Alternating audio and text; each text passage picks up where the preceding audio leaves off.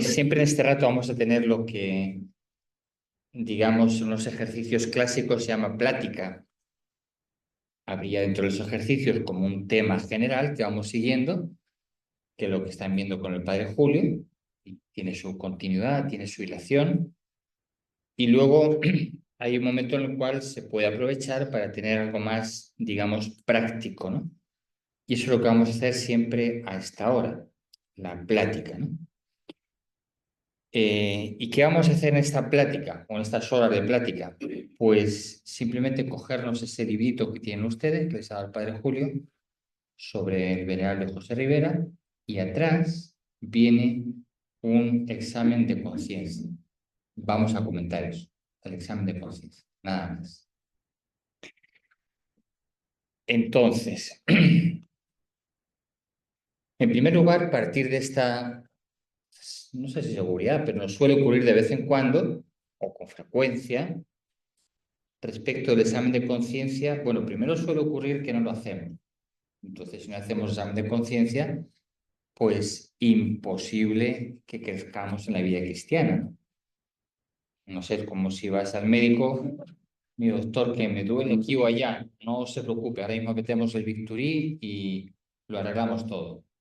Pero usted un poquito, ¿no? A ver qué examine usted, a ver qué tiene, ¿no? O sea, que piense usted que es una cosa del riñón y es del corazón o es del pulmón o es de... Hay que ver, ¿no? ¿Qué cosa es el mal que realmente tienes, ¿no? Sin examen de conciencia no podemos determinar cuál es el mal que tenemos. Y entonces es imposible que podamos crecer en la vida cristiana. Absolutamente imposible. Entonces un fallo, digo, sería este, ¿no? Que simplemente no hagamos examen de conciencia. Pero puede haber también otros fallos que podrían ser estos. Primero, que lo hagamos de una manera muy superficial o simplemente superficial. Me limito a constatar qué cosas no funcionan dentro de mí. Ah, pues mira, yo he tenido mal genio hoy, luego me enfadé con no sé quién, después desobedecí a la superiora, si es que la tengo, y después, en lugar de comerme 2 panes en el desayuno, me comí 8. Bueno, pequeños desórdenes que uno puede tener, ¿no? Entonces uno superficialmente constata los fallos que ha tenido, pero igual, eso es como decir, tengo fiebre, pero ¿de dónde me viene la fiebre? El tema no es solamente decir, mire usted, tengo fiebre, lo importante es bajarla. Le da usted unas pastillitas, le pongo unos trapitos de hielo ahí y se le baja la fiebre. No, si tengo fiebre, tengo que ver de dónde me viene esta fiebre.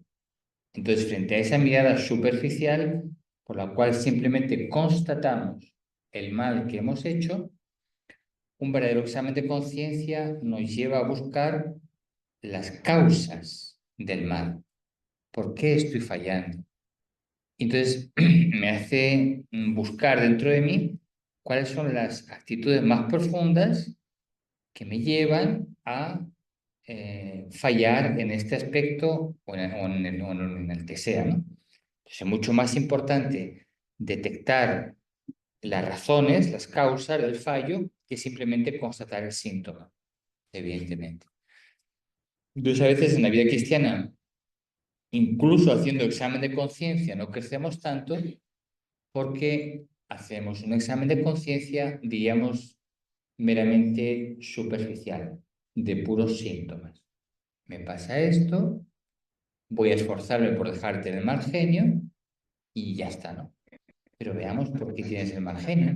Lo importante es cuáles son las raíces profundas de eso que tú en la superficie de tu personalidad pues estás constatando que haces mal. Entonces, un fallo sería también este. Una mirada, digamos, o un examen superficial. Que es fácil que nos ocurra, ¿no? Porque si, por ejemplo, hacemos examen de conciencia en completas, cuando está recomendado, ¿no? Y ahora, antes de no sé qué, examinemos nuestra conciencia, ¿no? Pues entre que ya estás, que te duermes, entre que no sé qué, vas a hacer un examen de conciencia, sí, sí, sí, sí, sí, sí, desobediencia, sí, falta de caridad también, tal. Todo sí, ya está. Vamos al himno y andando. Y luego también nos puede ocurrir, y por eso necesitamos hacer un examen de conciencia mejor hecho, que simplemente nos quedamos en constatar aquello que más nos molesta. Es decir, como de mí mismo hay una serie de fallos que me resultan especialmente desagradables o especialmente groseros o especialmente lo que ustedes quieran poner ahí, pues entonces me quedo en que, digamos, en constatar en mi examen de conciencia lo que más se nota de mí, lo que más noto yo de mí y lo que más me molesta a mí de mí mismo. Y ya está, ya hice el examen de conciencia. Bueno, pero eso es lo que a ti te molesta de ti mismo. Pero, ¿y la cantidad de cosas que ni siquiera te has dado cuenta de ellas? Pues como uno es muy sensible a lo que quieran, a la castidad, ¿no? Uy, padre, creo que tuve un movimiento, no sé si era en primer grado, en segundo, fue quizá, pero no me acuerdo, tengo... Y ya está. Y ahí te enredas, que si fue, que no fue, que dejó de ser. A ver, ¿y tu fe cómo está, hermanita? Bueno, mi fe, padre, sí, yo soy una mujer creyente, ¿no? Ya, pero ¿te has parado alguna vez a examinar tu fe? Ah, no, padre, yo soy de fe estoy bien, ¿no?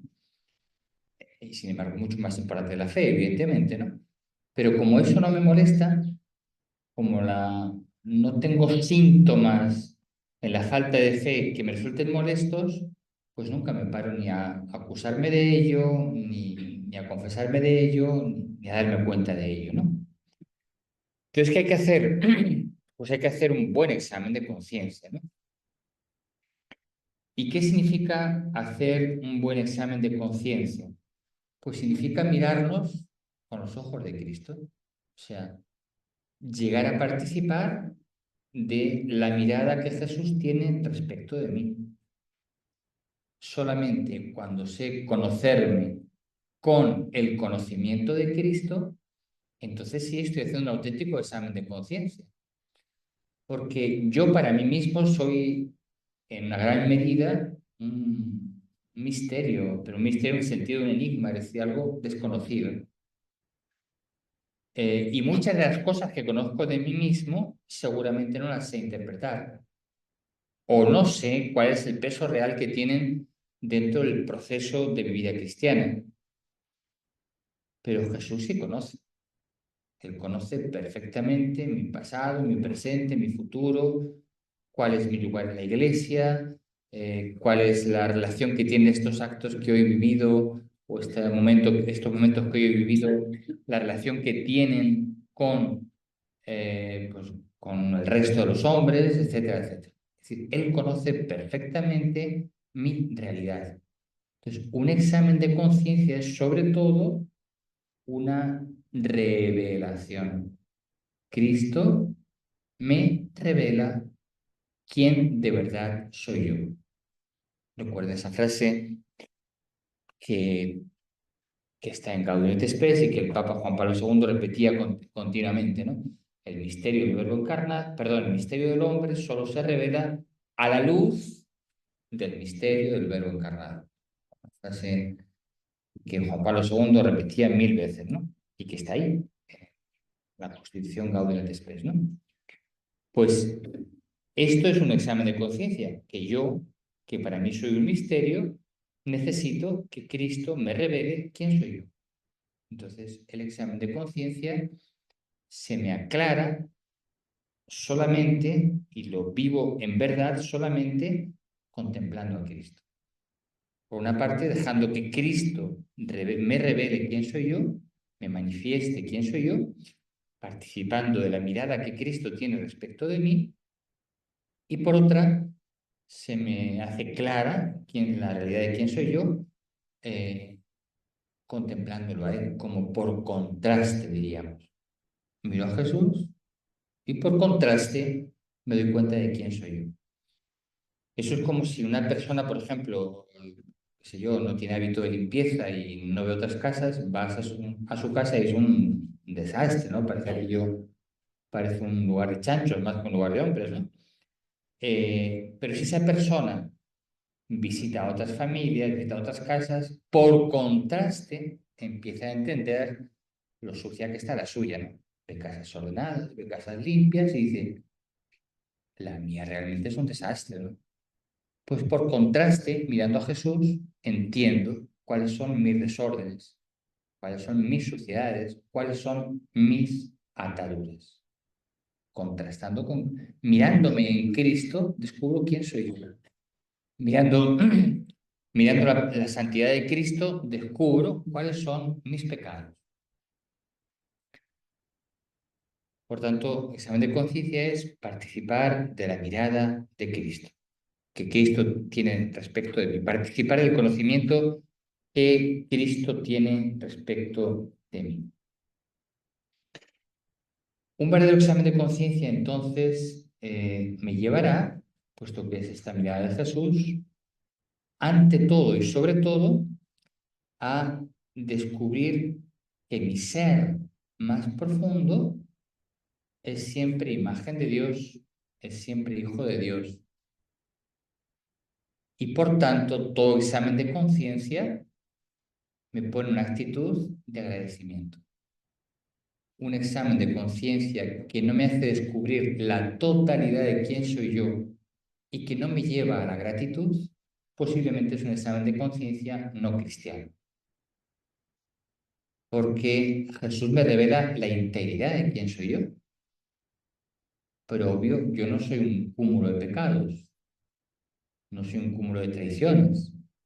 Yo soy un hijo que ha fallado, un hijo que ha traicionado, si quieren muy gravemente, pero nunca ha dejado de ser hijo. Entonces el examen de conciencia lo primero que me revela es esto. Tú eres el hijo, tú eres el amado, tú eres el predilecto. Y eso no has conseguido perderlo ni con tus peores pecados. Por mucho que te hayas esforzado en ir contra ti mismo, nunca has sido capaz de arrebatarte tu dignidad de imagen de Dios. Por tanto, un examen de conciencia, ante todo, me lleva a este deslumbramiento de quién soy yo. Y me hace vivir en el asombro de la realidad que yo soy. Por tanto, un verdadero examen de conciencia nunca termina en un listado de pecados, simplemente, sino que termina en el descubrimiento de una imagen de Dios enfangada, sí, deformada, sí, esclavizada, sí, pero imagen de Dios inquebrantable, irrompible, imposible de deterioro. Deterioro sí en el sentido externo de que mis pecados me hacen mucho daño, pero eh, el examen de conciencia auténtico me hace descubrir mi realidad total e insisto, en esa realidad total aparece esa inocencia original que nunca he perdido, ni en mis peores momentos. Un examen de conciencia también me lleva, por supuesto, a descubrir que todo fallo constatado, que todo pecado constatado, que toda esclavitud constatada, llámenlo como quieran, es una promesa de gracia. O sea, cuando yo descubro que hay un pecado en mí, cuando yo descubro que hay una serie de deformaciones, esclavitudes en mí, lo descubro con la certeza de que Cristo me está diciendo, de esto es de lo que te quiero liberar. No te estoy mostrando tu miseria para que sufras ahí y digas, qué malo soy, ¿no? Qué mal estoy, esto es un desastre, qué enfermo estoy. No, Jesús cuando me descubre un mal es porque lo quiere sanar. Cuando me muestra una esclavitud es porque la quiere romper. Por tanto, todo examen de conciencia significa siempre una apertura a una inmensa esperanza. Fallo detectado, certeza de la actuación de Cristo. Cuando peor te encuentres, más Cristo quiere intervenir en tu vida. Lo cual es obvio también a nivel, digamos, natural, ¿no? Si uno descubre una enfermedad, pues sabemos que el médico la quiere curar. Y cuanto más grave es la enfermedad, más interés pone el médico en curarla. Si vas al médico con un resfrío, mire, doctor, ya sí, tómese una pastilla, déjeme en paz, ¿no? Pero si vas al médico sangrando con la cabeza por un sitio, el brazo por otro, así, y pues el médico se emociona y dice, a ver cómo conseguimos juntar la cabeza, el brazo y hacer que esta personita empiece a revivir de nuevo, ¿no? Esto sí que es un caso que merece la pena, ¿no? Pues sí que pasa al Señor. Vas a ir, Padrecito, no sé si me he distraído una vez o una vez y media en la hora de oración. Pues da igual, una vez y media, dos veces es como si te distraes cuatro, a mí me da un poco igual, ¿no? Pero si vas a tu oración diciendo, Padre, soy una congregación, no vamos a poner aquí ningún nombre, ¿no? Y tengo un deseo enorme de matar a mi superiora, ya tengo acumulado todas las herramientas que necesito y el plan perfectamente planificado y todo, ahí el padre empieza a preocuparse, ¿no? Y el Señor empieza a preocuparse en serio, y ahí sí que interviene en serio. Es decir, cuanto peor estás, la gracia de Cristo es más intensa. Por tanto, el examen de conciencia es siempre un examen que se hace en la esperanza de recibir la gracia que libera o me libera de esa esclavitud que he descubierto. Finalmente, pues evidentemente el examen de conciencia, en línea con lo que estábamos diciendo antes, me lleva a detectar que soy alguien, que soy un pecador llamado a la santidad. Por tanto, me miro con esta certeza de que todos los fallos son como batallas, todas las esclavitudes que tengo, todos los pecados son como batallas en las que tengo que emplearme con la gracia de Dios para alcanzar la santidad. Pero todo está en ese proyecto de santidad que Dios tiene para mí. Entonces, sé encajar todos los fallos y digo, bien, también esto concurre para el bien de aquellos que Dios ama. También este pecado Dios lo ha permitido, también estas esclavitudes Dios las ha permitido en mi vida para alcanzar un bien superior. Entonces, el examen de conciencia me lleva a a esta certeza de que todo lo que sucede, todo lo que hay en mí, es material de construcción. Todo. ¿Mis pecados también? Sí. ¿Mis esclavitudes? También. ¿Mis deformidades? También. Es decir, al final, todo, unas cosas porque son buenas, otras porque no lo son, pero todo, se convierte en material de construcción del edificio de mi propia santidad. ¿Qué es lo que pasa en un parque, en una chacra, ¿no? Pues hay cosas buenas que se ponen allí para que las plantas crezcan y demás, ¿no? Y hay basura que, puesta en manos del jardinero, evidentemente se convierte en abono para que las plantas crezcan. Pues mis pecados, hacia el examen de conciencia, son basura que las pongo en manos de Cristo para que Él lo convierta en un abono nuevo para que yo crezca en la llamada a la santidad. Por tanto, todo concurre para el bien de aquellos que descubren su miseria. Todo. Así con esa clave es como tengo que vivir la realidad de mis pecados, ¿no? Cuando hago examen de conciencia. Y por otra parte también, evidentemente, cuando contemplo la maravilla a la que este es el examen de conciencia, contemplo la maravilla a la que estoy siendo llamado y a la vez me doy cuenta de los obstáculos que estoy poniendo, pues evidentemente crece en mí, primero, digamos, una actitud de compasión, de ternura hacia mi propia persona, como cuando ves a una persona herida. Ves a un herido y dices, pobrecito, qué mal lo debe de estar pasando. No te gustan sus heridas, claro que no, pero ves a la persona y dices, pobre persona, qué sufrimiento debe de tener, ¿no? Bueno, pues mi examen de conciencia me lleva a esta experiencia de amarme a mí mismo, como dice Jesús, amar a los demás como a ti mismo, ¿no? Como a ti mismo, ¿qué quiere decir? Que tienes que amarte con la misericordia con la que Cristo te ama. Entonces me descubro como alguien herido y crece en mí, el examen de conciencia me lleva a hacer crecer en mí el amor compasivo, misericordioso por mí mismo y simultáneamente el odio por aquello que me impide alcanzar la plenitud a la cual Dios me está llamando. Me enfado, claro, o sea, cuando veo que puedo alcanzar una meta tan alta como la santidad, tan maravillosa, tanta felicidad, tanta, pongan ahí todo lo que quieran, tanta perfección, y de pronto descubro mis pecados, pues el examen de conciencia me lleva a un odio por aquello que me impide alcanzar la meta a la que estoy siendo llamado. Entonces, todo examen de conciencia me deja con un amor mayor por mí mismo y con un odio más fuerte, más intenso por el pecado. Entonces, un examen de conciencia, porque me hace comprender la realidad de lo que es el pecado, claro, que me está destruyendo.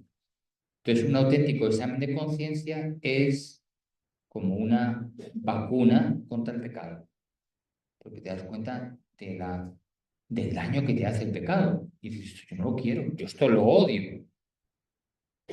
¿Cómo voy a aceptar entonces en el futuro una cosa que yo odio? Es muy difícil. Bueno, pues cuanto más contemplamos quién soy yo en el examen de conciencia y cuál es el daño que el pecado me está haciendo, más me voy contra mi pecado. Entonces, ¿cómo luchamos contra el pecado? ¿A base de actos de voluntad? No tanto, mucho más a base de actos de contemplación, dándonos cuenta de lo malo que aquello es para nosotros. Cuando una cosa te resulta repugnante, huyes de ella. Pues el pecado me lleva justamente a contemplar lo repugnante, el examen de conciencia me hace contemplar lo repugnante que son mis ataduras, mis miserias, mis pecados. Entonces lo odio. Cuando me doy cuenta de que mis pecados, mis, no sé, mis desórdenes, mis apegos, etcétera, me tienen encadenado, una ave hecha para volar, un águila hecha para volar a las grandes alturas, y veo que hay unas sogas que me tienen atado, pues claro, contemplo la altura a la que estoy siendo llamado, contemplo esas cuerdas que me atan y las odio. Entonces, huyo de las cuerdas totalmente, ¿no? Huyo del pecado completamente. Y eh, finalmente, dos cosas. Una, estamos en año jubilar, ¿no? Entonces, el examen de conciencia nos abre también a la realidad de la contrición. La contrición. Una de las gracias de este año es esa, el llorar nuestros pecados. La indulgencia la ganamos cuando tenemos realmente odio al pecado. La indulgencia significa que quedan remitidas todas las esclavitudes que el pecado ha producido dentro de mí. Pues vivir un año como este significa también que al contemplar la maravilla que es un alma libre, me entran más ganas, estoy más abierto a el don de la indulgencia plenaria, que no se gana simplemente por hacer las cosas que se nos indican externamente. Vaya usted a la puerta santa de no sé dónde, reza un Padre Nuestro por el Santo Padre, el credo, y ya, matemáticamente indulgencia ganada. Hombre, pues no. No que echas una monedita en una máquina y te salió el bote de Coca-Cola. Pues no, de otra manera, ¿no? Estamos hablando de relaciones personales. Siempre se suele obviar que entre las condiciones para ganar la indulgencia está el odio al pecado, el rechazo del pecado, el llanto por el pecado, la contrición perfecta. Bueno, pues cuanto más examino mi conciencia, más me quedo abierto a la gracia de la compunción. Por tanto, la gracia es una indulgencia plenaria verdaderamente recibida, que es tanto como decir la posibilidad de la vuelta a la inocencia bautismal. Se acabaron todas las trabas, todas las debilidades que yo he ido poniendo en mi corazón con mis muchos pecados. Y la otra cosa es que todo esto, en un examen de conciencia bien hecho, uno piensa, y todo esto que yo quiero recibir también vale para mis hermanos. O sea, no me miro a mí mismo como el único beneficiario del perdón. No me miro a mí como si yo fuera algo único en mi relación con Dios, ¿no? Sino que me miro como miembro de un cuerpo místico que es la Iglesia y digo, ¿y esta vida que Dios me quiere conceder, esta liberación del pecado que Dios me quiere conceder, esta liberación se la quiere conceder absolutamente a todas las personas? Eh, Cuando realmente odie el pecado de mis hermanos como el mío, puedo decir que mi odio por mi pecado es real. Cuando me duelan los pecados de mis hermanos como los míos, entonces puedo decir que mi dolor por mis pecados es real. Pero si me duelen mucho los míos y no tanto lo de los otros, no estamos bien. Si tengo mucha esperanza de que yo sí puedo alcanzar la santidad porque Dios es misericordioso conmigo, pero no pienso tanto así de los demás, entonces mi esperanza respecto de mí tampoco es real. La esperanza o lo es respecto de todos o no lo es respecto de mí.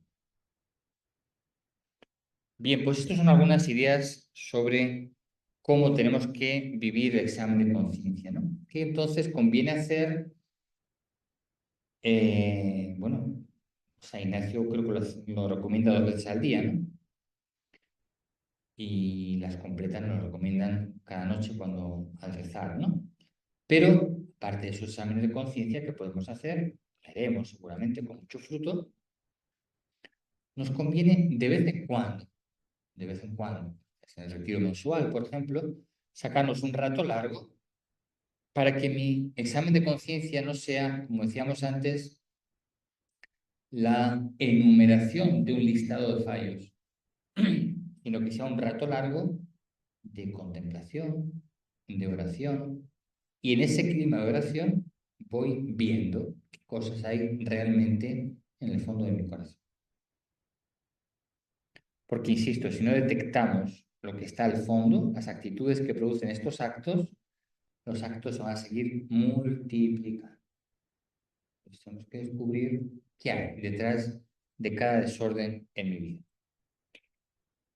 Y bien, decíamos también antes que a veces nuestro examen de conciencia nos lleva a mirar solo aquello que nos desagrada o nos resulta más llamativo en nosotros mismos, ¿no? Por eso es que a veces nos puede ayudar pues, el cogernos exámenes de conciencia escritos que nos abren a otros horizontes, ¿no? Puede ser agarrarnos la palabra de Dios y decir, esta frase de la palabra de Dios la estoy viviendo, sean ustedes luz del mundo y sal de la tierra. Esto yo lo vivo. Si te quitan la capa, da también la túnica. Esto lo estoy viviendo. No hagas a los demás lo que no quieres que te hagan. Esto lo estoy viviendo y así sucesivamente. Es preciso orar siempre. Lo estoy viviendo. Es decir, un modo de examen de conciencia es este, contrastar nuestra vida con la palabra de Dios. Pero a veces también nos puede ayudar esto, tener unos papelitos escritos que nos dan como otra perspectiva de nuestra vida o nos ayudan a mirar desde otro ángulo nuestra vida cristiana y por eso nos ayudan a descubrir aspectos de nuestra vida que a lo mejor están ahí olvidados, ¿no?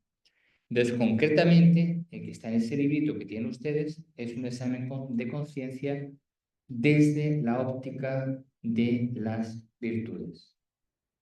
Virtudes teologales y virtudes que llamamos cardinales o quieran llamarlas. Entonces vamos a comentar un poquito cada virtud y nos puede servir, es simplemente leer lo que tenemos ahí, nos puede servir para descubrir realmente aspectos de nuestra vida cristiana que no están funcionando bien.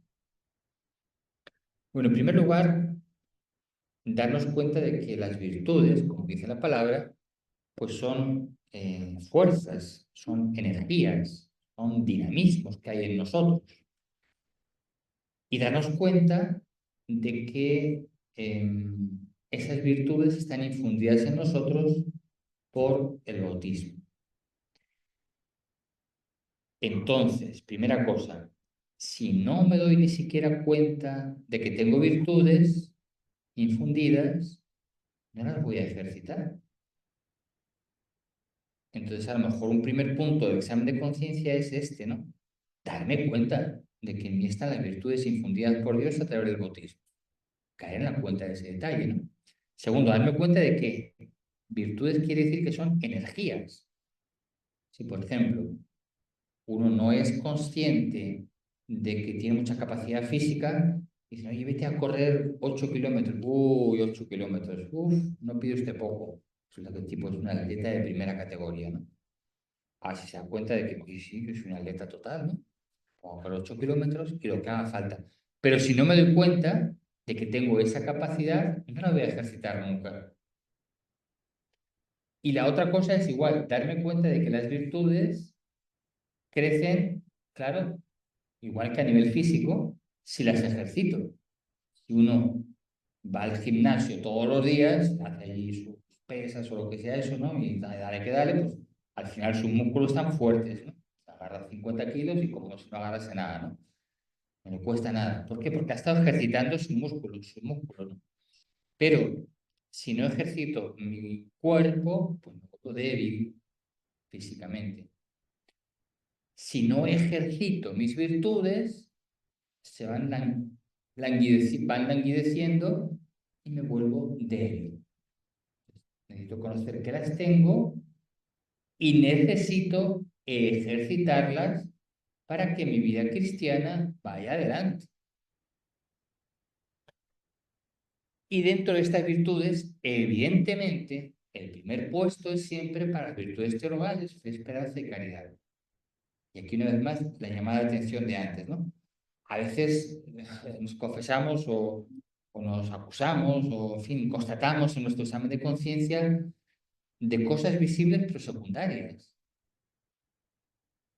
Una irritación que he tenido, bueno, una distracción que he tenido. Pues, no digo que todo eso no haya que acusarse de ello, pero es curioso porque lo más radical, que son la fe, esperanza y caridad, a veces ni nos paramos a pensarlo. Y sin embargo, son la raíz de la vida cristiana. La fe es la raíz de la vida cristiana. Que a lo mejor estoy muy preocupado de, es una cosa secundaria, tengo un poco de adicción a comer no sé qué. Pues sí, a ver si nos quitamos esa adicción, obviamente, ¿no? Pero mucho más importante es a ver si ejercito la fe, porque ella sí es, la fe sí es la raíz de la vida cristiana. Sin ejercicio de fe no hay crecimiento en la vida cristiana. Podría alcanzar una cierta, y eso también es engañoso, virtud moral, una vida virtuosa, moralmente hablando. Pero eso también lo hacían los filósofos estoicos y no conocían a Jesús, claro. El objetivo de mi vida no es una personalidad moralmente correcta. El objetivo de mi vida es mi configuración con Cristo y mi vida apasionada con y por Cristo, que es distinto. Entonces, si no ejercito la fe, difícilmente voy a configurarme con Cristo. Si simplemente me limito a pulir un poquito mi comportamiento moral, o pulirlo mucho, bueno, pues podré sacar un hombre, digamos, decente. Pero un hombre decente no es un hombre cristiano. Un cristiano es un hombre apasionado por Cristo. Y fruto de esa pasión, evidentemente, vive una perfección moral. Pero sin esa pasión, y a esa pasión se llega por la contemplación por la fe. Algunos de los detalles de la virtud de la fe, pues ahí los tienen ustedes, ¿no? ¿Qué es la fe? Pues ver con los ojos de Dios, tener la mirada de Cristo, mirar como Cristo mira, conocer como Dios conoce. ¿Y cómo ejercito la fe? Pues así, parándome a pensar cuál es el sentido de esta persona, cuál es la realidad de esta persona, de este acontecimiento, de esto que estoy leyendo, lo que sea. ¿Cuál es la realidad? Es decir, eh, la fe me hace entender qué es lo profundo de lo que está sucediendo. Entonces, la virtud de la fe me lleva a descubrir, obviamente, a Cristo en cada persona y en cada acontecimiento. Y me lleva también a darle a cada persona y a cada acontecimiento el valor real que tiene. Si miro sin fe, una enfermedad es un problema. Si miro con fe, y este es el escándalo para el mundo, una enfermedad es un don de Dios para unirme más con Cristo crucificado. Si miro sin fe, una persona que me resulta antipática es un problema. Si miro con fe, es un instrumento privilegiado de Dios para pulir mi personalidad. Si miro sin fe, una contradicción, un fracaso apostólico, por ejemplo, es un gran problema. O una injusticia que me han hecho es motivo de enfado. Y es justo que me enfade.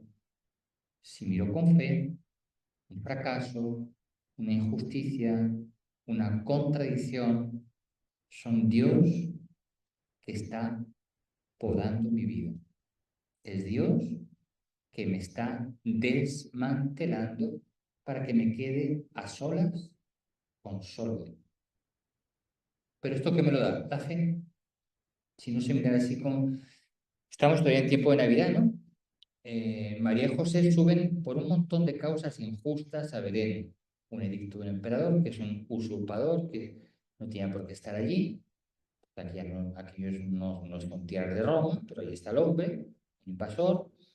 Un censo que es para sacar más plata, una mujer que está a punto de dar luz porque en esas circunstancias tiene que subir a Belén, etcétera, etcétera. Es decir, mirado sin fe es un acontecimiento indigno, es un acontecimiento injusto. María y José, que se al mirar con fe, descubren la mano providente de Dios que está trayendo a este mundo al Mesías del Señor, al Mesías, al Señor. Bueno, pues qué tanto ejercito mi fe ante cada acontecimiento, ante cada persona, ante cualquier realidad. Por ejemplo, antes de empezar a trabajar, pues está muy bien que recemos una de María, pero a veces puede ser una cosa mecánica, ¿no? En cambio, puede ser muy bueno que yo me pare a pensar, ¿y qué significa que voy a trabajar? Mira, que voy a colaborar con Dios creador, ¿no? ¿Ven? Significa que voy a estar recibiendo a Dios a través de unos instrumentos, una estalla. Ah, qué bien, ¿no? Significa que voy a hacer la obra que yo. Ah, qué bueno, ¿no? Antes de trabajar, o no sé, o me pongo a rezar, voy a rezar la obra. Muy bien. Dios mío, ven en mi auxilio, Señor, puedo ir en paz. Se acabaron los laudes y no me han aprovechado nada. Para un minuto, digo, ¿qué significa rezar laudes? Ah, significa que Cristo, el Hijo de Dios, en mí, establece un diálogo con el Padre, en unión con toda la Iglesia, para difundir el Espíritu por el mundo entero. Te paras a pensar esto, y entonces, y sí que tu vida cristiana ha crecido, porque te has metido en la realidad de lo que es la oración de laudes. Pero si no has hecho ese acto de fe, pues rezas laudes de una manera mecánica y no aprovechas nada. ¿Por qué no? Es como no sé, vas a la comunión y tú paras a pensar que es el cuerpo de Cristo, no te sirve para nada. ¿Por qué no crecemos muchas veces más en la vida cristiana, o mucho más en la vida cristiana? Pues muchas veces simplemente por esto, porque lo que hacemos no lo hacemos poniendo en juego nuestra fe. Entonces, recibimos a una persona y la tratamos según nos cae en ese momento. ¿Ha visto a Jesús en ella? No. Si era simpático, me cayó simpático. Si era antipático, me cayó antipático y como tal funcioné. Hombre, párate a recibir a Cristo en esa persona, que no te cuesta nada hacer un segundo de actualización y decir, a ver, este tío que viene por aquí enfrente mía, que me cae mal, este gordo, ¿de dónde habrá salido? ¿No? Pues es Cristo. Y pues tu fe crece en él y tu caridad también, mucho más fácil, ¿no? Pero sin esa actualización en la fe, ¿cuántas veces, por ejemplo, recibimos al prójimo análogamente a como en lugar de la Eucaristía recibiríamos el cuerpo de Cristo como si fuera pan? Igualito. Viene aquí la Kiara, está aquí en primera fila. Otra vez la pesada esta que se habrá perdido esta casa. Bueno, eso equivale a ir a misa, te dicen el cuerpo de Cristo, amén, es pan. No, no es pan, es Cristo. Ella tampoco es simplemente Kiara, es Cristo. Pero si yo la recibo sin un acto de fe, evidentemente es como comulgar sin fe. Me creo que estoy comiendo un pancito en lugar de recibir al Señor. Entonces, ¿cómo estoy en pararme a actualizar mi fe antes de cada acto importante de mi vida? De mi día, no de mi vida así grande, ¿no? Sino de mi día, ¿no? Antes de la oración, antes del trabajo, antes de encontrar a una persona. ¿Cómo estoy?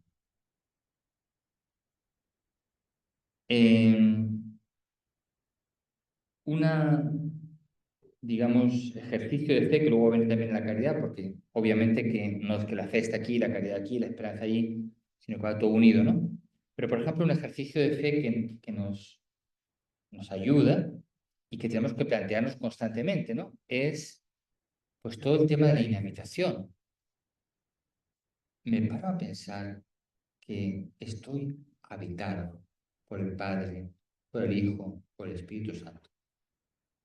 Y organizo mi vida desde esta realidad del Padre, el Hijo y el Espíritu que me habitan. A veces nos dicen, hay que ser realistas, pero por supuesto, claro. Ser realista significa funcionar según el nivel de realidad. ¿Y qué es lo más real? El Dios que habita dentro de ti. Lo que hay dentro de ti es infinitamente más que lo que hay fuera de ti. Entonces, lo normal no es vivir de las sensaciones externas. Lo normal es vivir de la fe que me lleva a conectar con el misterio que llevo en mi alma. Y desde ahí todo lo demás. Se dan cuenta de que, por ejemplo, si tuviéramos más fe en el misterio de la meditación, hay un montón de cosas que no haríamos, pero un montón de cosas. Y no me refiero a solamente cosas de pecado, porque claro, cuando tienes una fe intensa de que allí hay tres personas divinas, hay cosas que te da vergüenza hacer, evidentemente, ¿no? Uno querría hacer tal o cual pecado, pero ve que hay gente y dice, uy, no, esto me da vergüenza hacerlo delante de la gente, ¿no? Pues uno quería hacer tal o cual pecado y se da cuenta de que Dios está dentro de él, me da vergüenza, ¿no? Entonces, a mayor fe, más incapacidad para pecar. Porque la fe me pone esa comunión directa con Dios, ¿no? Pero también a mayor fe, todo se ordena más en mi vida. Es que tienes que ir, venir, espera, un poquito. Tengo que hacer muchas cosas. Pero la primera de todo es no desconectarme del Dios que habita dentro de mí. ¿Cuántas veces vivimos, hacemos y actuamos como si Dios no existiera? Padre, pero yo tengo fe, sí, pero tu fe te lleva a esa conexión con las personas divinas las 24 horas del día.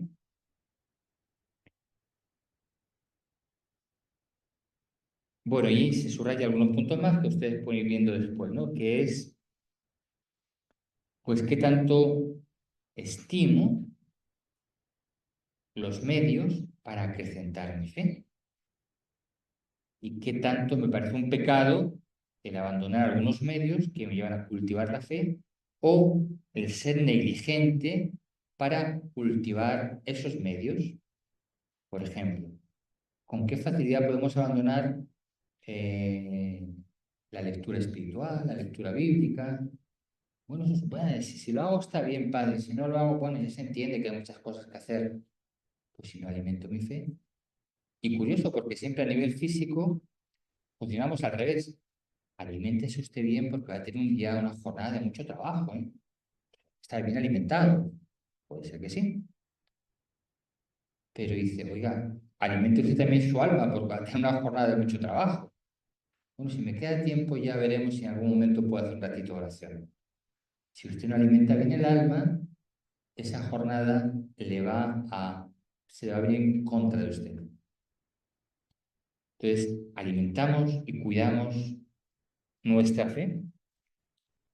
Y cuando no la cuido, me acuso de eso. Por ejemplo, ¿cómo soy respecto de las predicaciones? Si hay indiferencia, si hay rechazo. Yo entiendo que a veces, por ejemplo, los sacerdotes no lo ponemos fácil, ¿no? Porque otra vez, esto ya se lo escuchaba este padre 28.000 veces. Otra vez va uno a misa, a ver si sea el otro padre, porque que se enrolla media hora, madre mía, y no dice nada todavía. Pues es verdad, pero San Juan de Ávila decía con que escuchar una vez la palabra Jesucristo en un sermón le bastaba para conocer.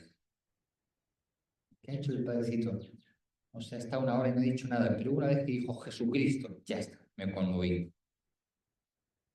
Soy receptivo frente a las predicaciones. Tengo una postura correcta y lo busco, ¿no? Pues para escuchar a Jesús en la Sagrada Escritura, en el magisterio de la Iglesia, en los padres de la Iglesia, en los santos, en la liturgia. Curioso también, por ejemplo, qué poca atención le prestamos a la liturgia, ¿no? Nos parece a veces mucho más valioso oraciones privadas que lo que es la liturgia, ¿no? Yo tengo mucha devoción a tales o cuales, qué sé yo, novenas, o a tal santo, o tal de mi congregación, que siempre hacemos esta oración o aquella otra. Y no está mal, no está mal, pero lo nuclear de nuestra espiritualidad está en la liturgia, porque la liturgia es la presencia del misterio aquí y ahora para mí. Si no me alimento de la liturgia, ¿y qué significa alimentarme de la liturgia? Que la medito, que la contemplo, que la rumio, que la saboreo, que hago de ella la fuente de mi oración particular. Y no que voy a misa a ver qué tocará hoy. ¿Será el Antiguo Testamento o será el Nuevo la primera lectura? Y la oración colecta, bueno, esa ya dice el padre, todo el día debe ser la misma, ¿no? Más o menos. Cambia de color, pero bueno, tampoco tiene tanta importancia, ¿no? Hago de la liturgia de verdad el alimento de mi vida. Vivo mi vida al ritmo del año litúrgico. Porque esa es la primera fuente de santificación. La primerísima. O sea, donde se hace presente el misterio de Cristo, aquí y ahora, es en la liturgia. La Constitución Sacrosantum Concilium nos recuerda que no hay ninguna obra de la Iglesia tan eficaz, tan valiosa, tan fecunda como lo es la celebración litúrgica. Obviamente, la celebración litúrgica hay que hacerla, pues como decíamos antes, de una manera personal, es decir, en fe y en esperanza, no de manera mecánica. Si hacemos las cosas mecánicamente no sirve para nada. Pero me alimento de la liturgia. Y luego añade también ahí en este examen de conciencia, ya terminamos con la virtud de la fe, los tiempos dedicados a escuchar o leer exposiciones que de alguna manera cuestionan nuestra fe o la dificultan o en fin. Es decir, la cantidad de veces que hablamos, leemos, escuchamos, no en clave de fe, no en clave de fe. También nuestras conversaciones, ¿no? No, si es que este obispo es un no sé qué, no sé cuánto. Sí, sí, sí, es verdad. Pues aquel obispo es progresista. Claro, claro. Aquel es conservador. Sí, sí, sí, sí. Ya está. Una hora hablando si el obispo es conservador o progresista, ¿no? Señor, vamos a hablar como Dios manda. O sea, el obispo es la presencia de Cristo en la diócesis. Es la cabeza, es Jesús. Centrémonos en eso, ¿no? Centrémonos en lo real, ¿no? Y sin embargo, ¿cuántas veces nuestras conversaciones no giran en torno a lo real? Y son conversaciones mantenidas desde las emociones, desde las sensaciones, desde los prejuicios, etcétera, etcétera. Bien.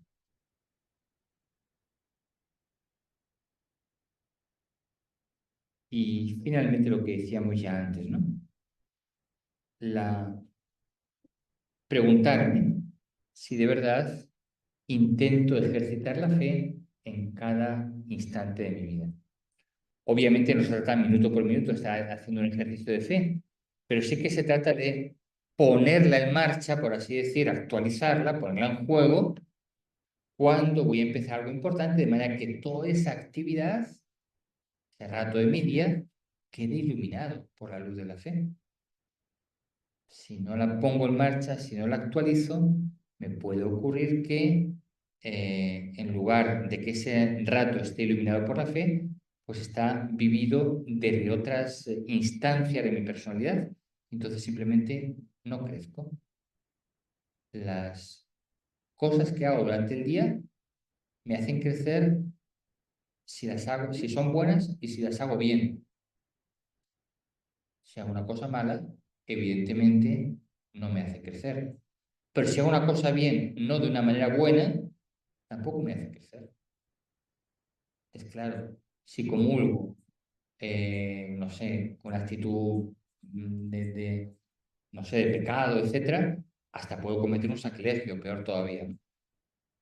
Si comulgo fríamente, no saco nada. Pero si me actualizo bien y caigo en la cuenta de lo que eso significa, evidentemente esa misa es muy fecunda para mí. Pues así con cada acto del día. Si lo hago de una manera superficial, saco muy poquito, produce muy poquito. Pero si cada acto del día lo vivo con una actitud previa de fe intensificada o una intensificación de la virtud de la fe, evidentemente ese acto me hace crecer mucho. En tanto en cuanto ejercitamos la fe, en esa medida y solo en esa medida realmente crecemos en la vida cristiana.